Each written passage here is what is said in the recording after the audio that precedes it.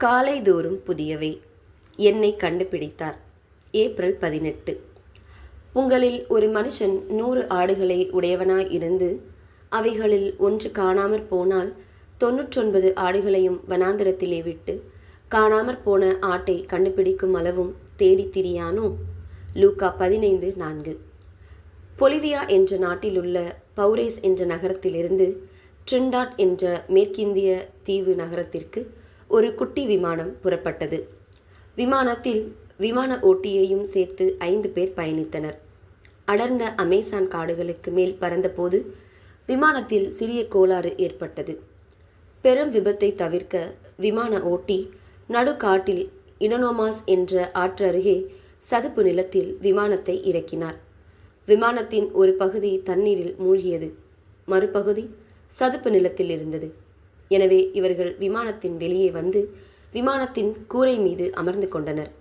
அடர்ந்த காடுகள் உள்ள பகுதி என்பதனால் அவர்களால் எங்கும் தப்பி செல்ல முடியவில்லை. சுற்றிலும் முதலைகள், பாம்புகள் அவ்வப்பொழுது வந்து சென்றன.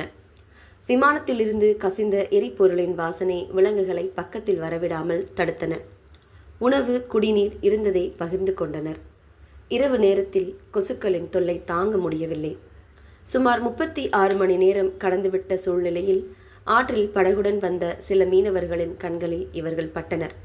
அவர்கள் உடனடியாக பாதுகாப்பு துறையினருக்கு தகவல் கொடுத்தனர். தீவிர தேடுதல் வேட்டைக்கு பின்னர் அவர்களை கண்டுபிடித்து 5 பேரையும் உயிருடன் மீட்டு மருத்துவமனைக்கு அனுப்பி வைக்கப்பட்டனர். 5 பேரும் பாதுகாப்பாக இருப்பதாக அதிகாரிகள் கூறினார்கள். விமானி பாவ்லோ ஆண்ட்ரஸ் என்பவர் அனைவருக்கும் நன்றி கூறினார்.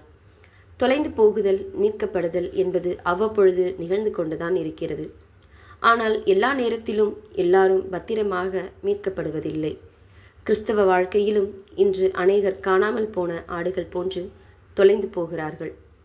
இப்படிப்பட்ட காணாமல் போன ஆடுகளை தேடி கண்டுபிடித்து மீட்பதற்காகவே இயேசு இவ்வுலகத்தில் வந்து நமக்காக சிலுவையில் மரித்தார்.